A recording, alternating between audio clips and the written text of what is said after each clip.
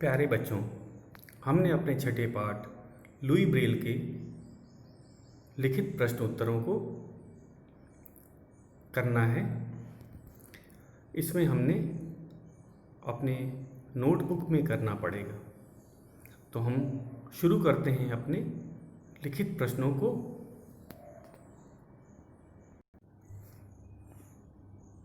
तो बच्चों, हम एक बार अपने पहले दो प्रश्नों को दोहरा लेते हैं। लिखित प्रश्न है, निम्नलिखित प्रश्नों के उत्तर लिखो।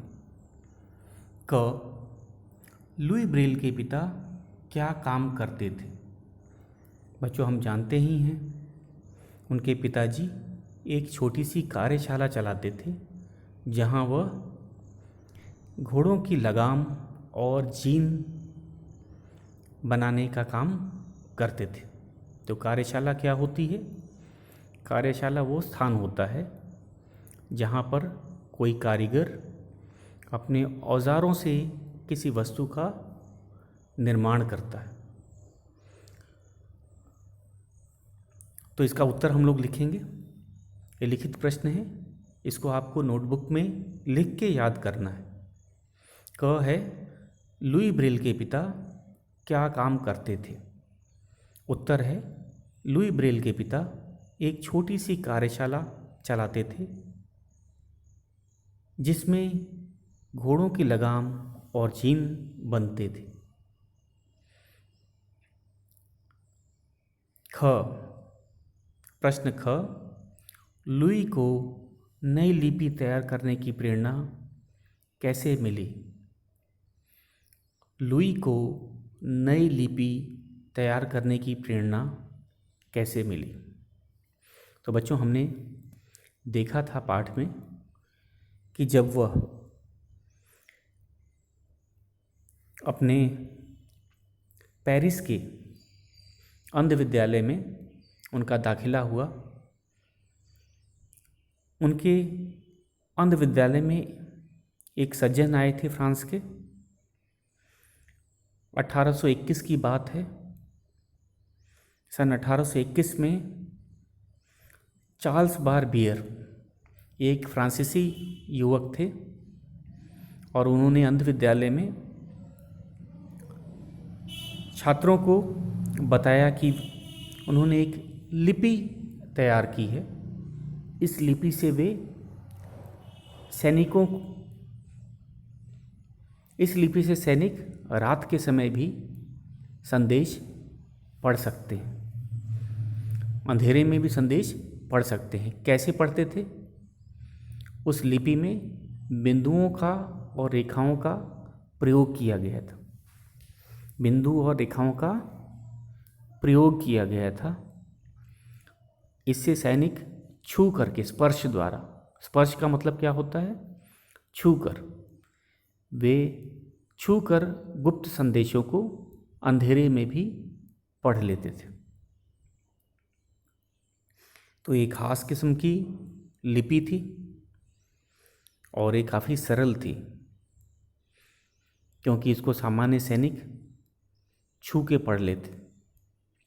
तो यही बात लुई को प्रेरित करती है कि क्यों ना एक सरल लिपि बनाई जाए जो आसान हो, जिसको कि छू कर पढ़ा जा सके। इससे पहले की लिपियाँ कैसी थी? वो सामान्य लिपि थी जो लोग पढ़ा करते थे, उसी को उभार के लिखा जाता था। तो उसको छू के पढ़ने में बहुत परेशानी होती थी, बहुत कठिन होता था। इस कारण से वह ज़्यादा पसंद नहीं किया जाता था। और जिस तरह भाषाएं अलग अलग हैं, लिपियां भी अलग अलग थी, तो एक लिपि थी नहीं। तो उन्होंने भी प्रण किया कि एक ऐसी लिपि का मैं आविष्कार करता हूँ जिसमें बिंदु और रेखाएं हो और जो सरल हो। और हम जानते ही हैं कि जो दृष्टिबाधित या फिर नेत्रहीन लोग होते हैं, उनकी स्पर्श की शक्ति या स्पर्श की क्षमता बहुत अधिक होती है, सामान्य लोगों से अधिक होती है। उनकी उंगलियों के जो पोर होते हैं वे आसानी से उभार को समझ सकते हैं, पढ़ सकते हैं। तो इस कारण उन्होंने एक नई लिपि तैयार करने की प्रेरणा मिली उन्हें भी। तो प्रेरणा किससे मिली? चार्ल्स बारबियर, फ्रांसीसी सज्जन से। जब उन्होंने सैनिकों के लिए, सामान्य सैनिकों के लिए एक लिपि बनाई जिसे सैनिक आसानी से पढ़ सकते थे, तो उन्होंने सोचा मैं भी एक सरल लिपि बना देता हूँ, मुझे भी एक सरल लिपि का आविष्कार करना चाहिए जिसे कि बाकी दृष्टिबाधित लोग आसानी से पढ़ सकें। तो यही नई लिपि बाद में ब्रेल लिपि के नाम से पूरे संसार में प्रसिद्ध हुई और उसका काफ़ी प्रसार हुआ। प्रसार का अर्थ होता है चारों ओर, हर देश में पहुंच गई। तो हम इसको लिखेंगे। प्रश्न है, लुई को नई लिपि तैयार करने की प्रेरणा कैसे मिली? प्रश्न है, लुई को नई लिपि तैयार करने की प्रेरणा कैसे मिली? उत्तर लिखेंगे इसका। सन 1821 में चार्ल्स बारबियर नामक फ्रांसीसी सज्जन लुई के अंध विद्यालय में आए। उन्होंने सैनिकों के लिए रात में संदेश पढ़ने के लिए अपनी लिपि का प्रदर्शन किया। इस लिपि को मोटे कागज़ पर रेखा तथा बिंदु के रूप में उभारा जाता था तथा सैनिक इसे स्पर्श से पढ़ते थे। लुई को इसी लिपि से नई लिपि तैयार करने की प्रेरणा मिली। तो फिर से बच्चों इसका एक बार और उत्तर ध्यान से सुनना है। लुई को नई लिपि तैयार करने की प्रेरणा कैसे मिली? उत्तर, सन 1821 में चार्ल्स बारबियर नामक फ्रांसीसी सज्जन लुई के अंध विद्यालय में आए। उन्होंने सैनिकों के लिए रात में संदेश पढ़ने के लिए अपनी लिपि का प्रदर्शन किया। इस लिपि को मोटे कागज़ पर रेखा तथा बिंदु के रूप में उभारा जाता था तथा सैनिक इसे स्पर्श से पढ़ते थे। लुई को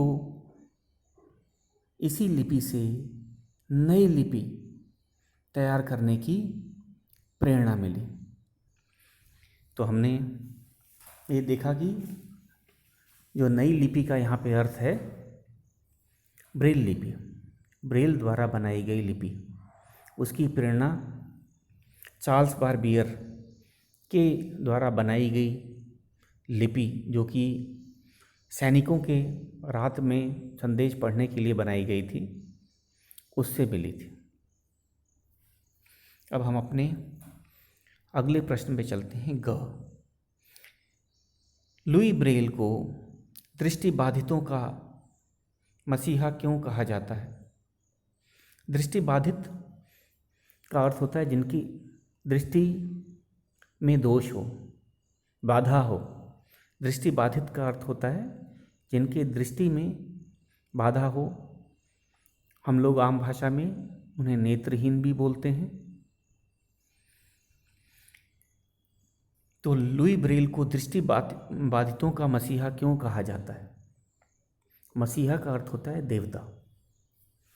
मसीहा का अर्थ होता है देवता। तो लुई ब्रेल को दृष्टिबाधितों का मसीहा क्यों कहा जाता है? क्योंकि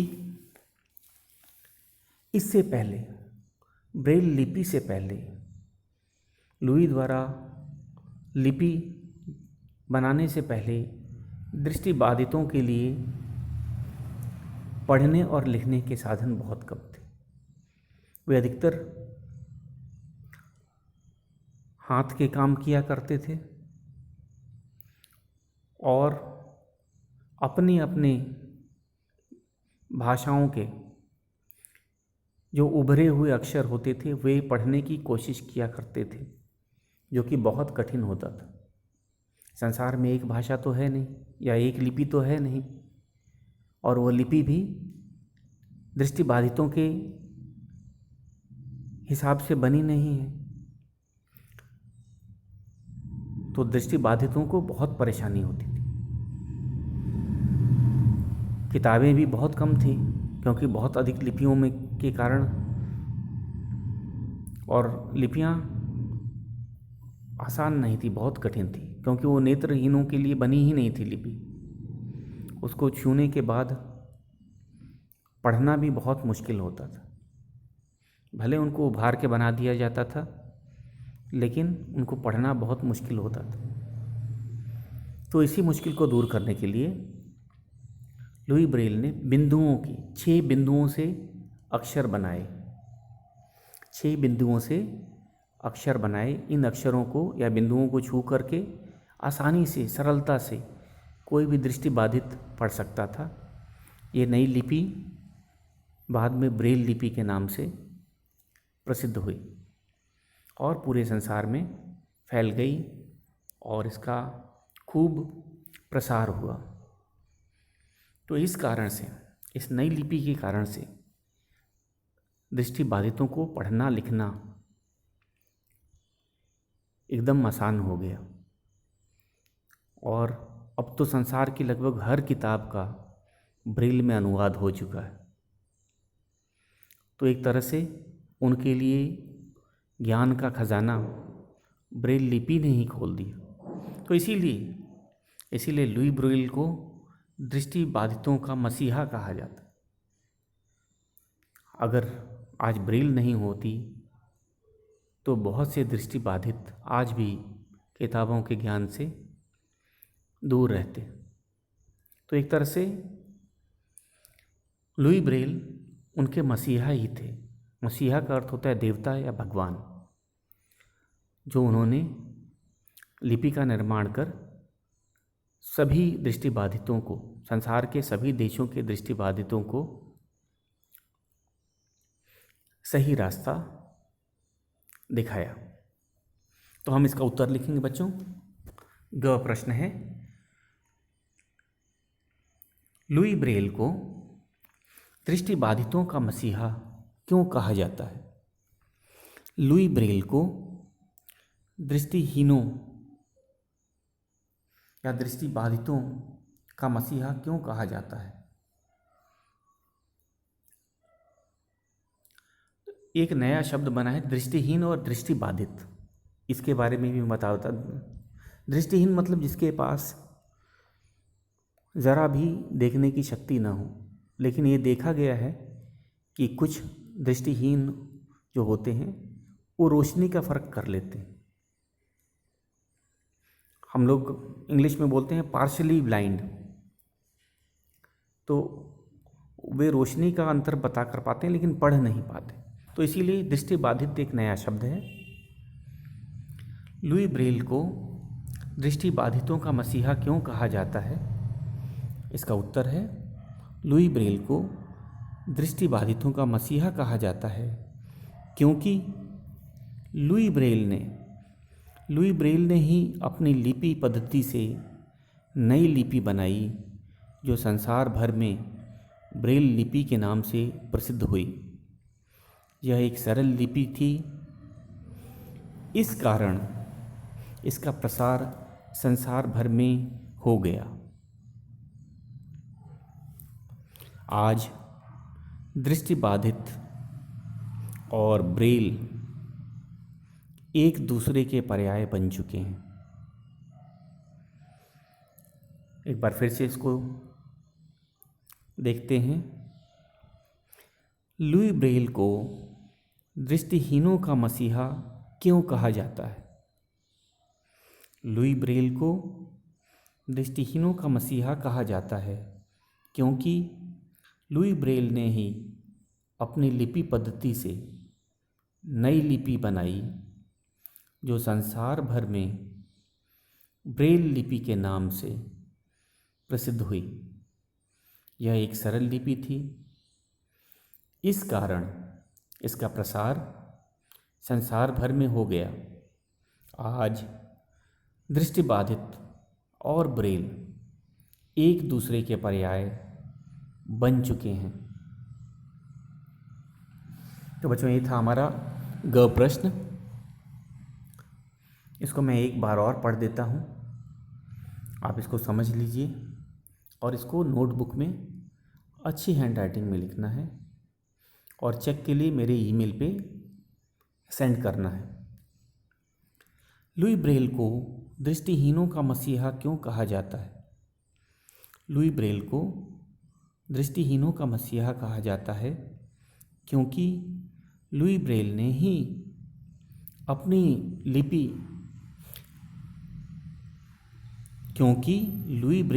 अपनी लिपि पद्धति से नई लिपि बनाई जो संसार भर में ब्रेल लिपि के नाम से प्रसिद्ध हुई। यह एक सरल लिपि थी, इस कारण इसका प्रसार संसार भर में हो गया। आज दृष्टिबाधित और ब्रेल एक दूसरे के पर्याय बन चुके हैं। अब हम अपने चौथे प्रश्न पे चलते हैं। हमारा चौथा प्रश्न है, लुई ब्रेल की मृत्यु किस बीमारी के कारण और कब हुई थी? तो हमने देखा कि लुई ब्रेल ने इसमें काफ़ी सुधार किया जब इन्होंने नई लिपि बनाई और उसके बाद उन्होंने 8 वर्ष तक उस पर सुधार किया और सुधार करने के बाद उन्होंने स्वयं ही बहुत सी पुस्तकों का अनुवाद ब्रेल में किया। ये बड़ा कठिन काम होता है। वे चाहते थे कि ज़्यादा से ज़्यादा लोग अच्छी किताबें, जो दृष्टिबाधित लोग हैं वे अच्छी किताबें पढ़ सकें। तो उन्होंने क्या, वो घंटों पुस्तकालय में बैठकर अपनी लिपि वाली, जो बिंदियों वाली किताब बनाते और बहुत कठोर परिश्रम उन्होंने किया। पेरिस की नमी के कारण उनके स्वास्थ्य पे बहुत बुरा प्रभाव पड़ा और डॉक्टरों ने जांच करके बताया कि उन्हें तपेदिक हो गई है। तपेदिक होता है टीबी, इंग्लिश में ट्यूबरकुलोसिस नाम से बीमारी को जाना जाता है। और उस समय में 17वीं शताब्दी में इसका कोई इलाज नहीं था। इसका इलाज तो बहुत बाद में बना था। यह तो 1950 के बाद में इसका इलाज बना था। तो इस कारण से उनकी मृत्यु हो गई थी। उस समय कहा भी जाता था कि जिसको एक बार तपेदिक या टीबी हो जाए वह व्यक्ति जिंदा नहीं बचता था, क्योंकि उन दिनों इस बीमारी का कोई इलाज न था। तो अब हम इसका उत्तर लिखेंगे। लुई ब्रेल की मृत्यु किस बीमारी के कारण और कब हुई थी? तो इसमें बच्चों प्रश्न के 2 भाग हैं। सबसे पहले पूछा जा रहा है कि लुई ब्रेल की मृत्यु किस बीमारी से पूछा, बीमारी का नाम पूछा जा रहा है। और दूसरा प्रश्न का भाग है कब हुई थी, मृत्यु कब हुई थी। लुई ब्रेल की मृत्यु कब हुई थी, मतलब सन। उसमें हम दिन, महीना और सन तीनों ही बताएंगे। तो हमारा घ प्रश्न है, लुई ब्रेल की मृत्यु किस बीमारी के कारण और कब हुई थी? इसका उत्तर है लुई ब्रेल की मृत्यु तपेदिक टीबी के कारण 6 जनवरी 1852 को हुई थी। फिर से इसको देखो, लुई ब्रेल की मृत्यु किस बीमारी के कारण और कब हुई थी? लुई ब्रेल की मृत्यु तपेदिक टीबी के कारण 6 जनवरी 1852 को हुई थी। तो ये था बच्चों हमारा लिखित प्रश्न। आपको ये चारों लिखित प्रश्नों को नोटबुक में लिखना है और याद करना है। और कोई भी जो रिटन वर्क होता है जैसे आप कर लेते हो, उसको क्लिक करके मेरे ईमेल एड्रेस पे जो आपको पता है उस पे सेंड कर देना। इस पे आपने हॉलीडे होमवर्क सेंड किया था, आपको ईमेल पे ही सेंड करना है, फ़ोटो साफ साफ क्लिक करके।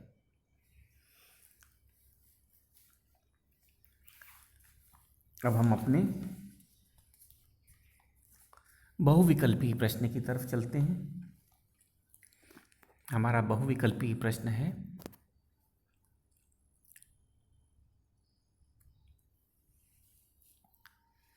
सही उत्तर के आगे टिक का निशान लगाओ।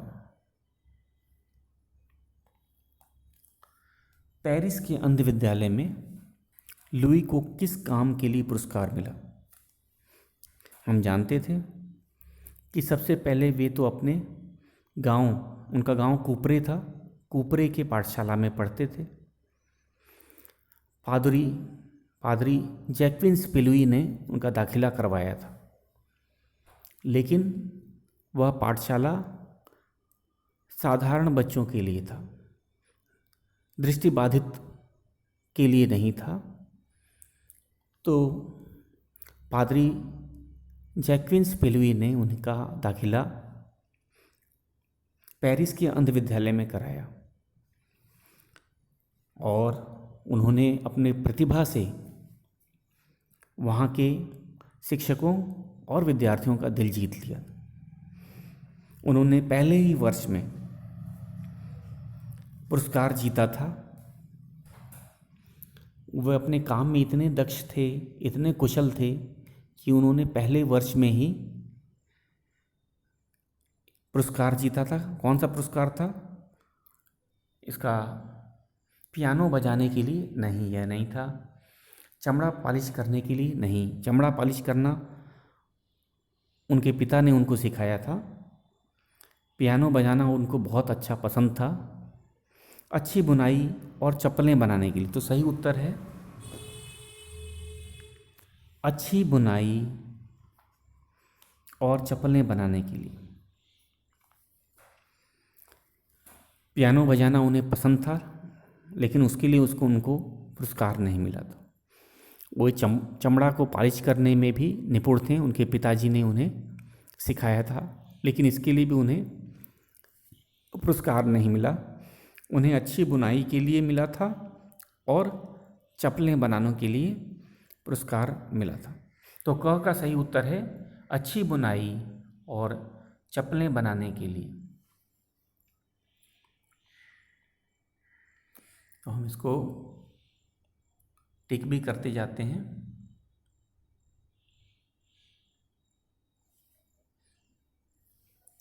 पेरिस के अंध विद्यालय में लुई को किस काम के लिए पुरस्कार मिला? सही उत्तर है अच्छी बुनाई और चप्पलें बनाने के लिए। ख चार्ल्स बारबियर ने संदेश पढ़ने के लिए किसके लिए बनाई थी? चार्ल्स बारबियर संदेश पढ़ने की लिपि किसके लिए बनाई थी? तो हमने पाठ में पढ़ा है कि ये चार्ल्स बारबियर एक फ्रांसीसी युवक थे, सज्जन थे। उन्होंने एक लिपि का निर्माण किया था जिसके द्वारा सैनिक अंधेरे में भी, रात को भी सेना के गुप्त संदेशों को छूकर स्पर्श द्वारा पढ़ लेते थे। तो उन्होंने किसके लिए बनाई थी? उन्होंने दृष्टिहीनों के लिए नहीं बनाई थी, उन्होंने छात्रों के लिए भी नहीं बनाई थी, उन्होंने सैनिकों के लिए बनाई थी। क्योंकि उस समय मैंने आपको बताया था युद्ध चलता था, और युद्ध में रात को जो संदेश आते थे, अगर उसको पढ़ाने के लिए मोमबत्ती या टॉर्च का प्रयोग करते तो दुश्मनों को पता चल जाता। तो अंधेरे में ही संदेश पढ़ना होता था, तो सैनिकों को बड़ी परेशानी होती थी। तो चार्ल्स बारबियर ने ये कमी दूर करने के लिए उन्होंने छू के पढ़ने वाली एक लिपि बनाई थी, जिसे सैनिक अंधेरे में छू के संदेश पढ़ लेते थे और उनको बहुत सुविधा होती थी। तो उनकी जो लिपि थी चार्ल्स बारबियर की, वे सैनिकों के लिए ही थी। तो यही बात उन्होंने पेरिस के अंध विद्यालय में, जिसमें हमारे लुई पढ़ते थे, उन्होंने ये बात बताई ताकि विद्यार्थी भी प्रेरित हो सकें। और सचमुच चार्ल्स बारबियर ने ही लुई ब्रेल को प्रेरित किया था कि वे भी एक लिपि बनाएं, सरल लिपि बनाएं। और सचमुच लुई ने वैसा ही किया और उन्होंने एक नई लिपि बनाई जो बाद में ब्रेल लिपि के नाम से पूरे संसार में प्रसिद्ध हुई। तो इसका सही उत्तर है सैनिकों के लिए। ख, चार्ल्स बारबियर ने संदेश पढ़ने की लिपि किनके लिए बनाई थी? तो सही उत्तर है सैनिकों के लिए। ग है, लुई की मृत्यु किस बीमारी के कारण हुई? हम जानते थे कि कैंसर के कारण नहीं हुई, चेचक के कारण नहीं हुई, तपेदिक टीबी, इसकी आम भाषा में टीबी भी कहा जाता है।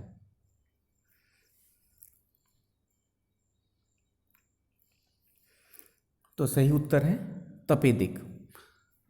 हम लोग तपेदिक को टिक करेंगे।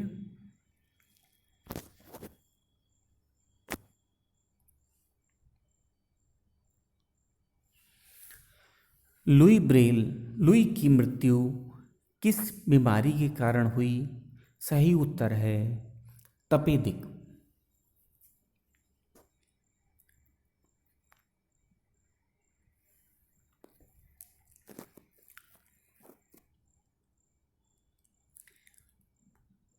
तो एक बार और हम अपने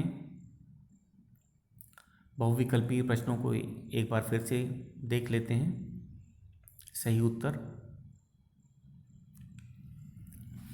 तो आज हमने लिखित प्रश्नों को किया और बहुविकल्पीय प्रश्नों को भी किया। तो हम बहुविकल्पीय प्रश्न अपने पाठ्यपुस्तक में करेंगे क्योंकि जगह बना हुआ है। लिखित प्रश्नों को हम अपने नोटबुक में लिखेंगे तथा याद करेंगे। तो अपने बहुविकल्पीय प्रश्नों को एक बार फिर से देख लेते हैं। सही उत्तर के सामने टिक लगाओ।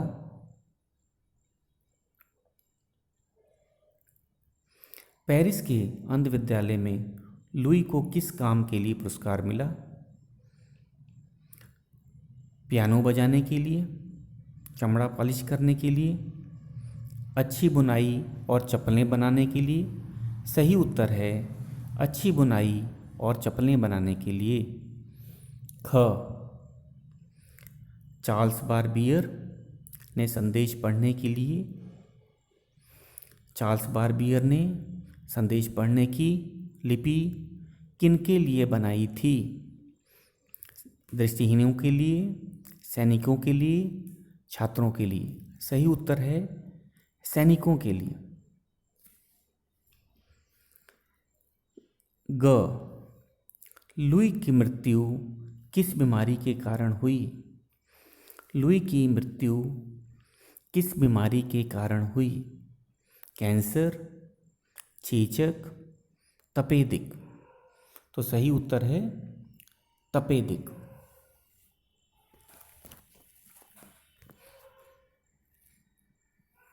तो बच्चों, आज के लिए इतना ही। कल हम स्पष्ट करो को पढ़ेंगे। आप इन लिखित प्रश्नों को नोटबुक पे लिखेंगे और बहुविकल्पी प्रश्नों को पाठ्य पुस्तक में ही हल करेंगे। आज के लिए इतना ही।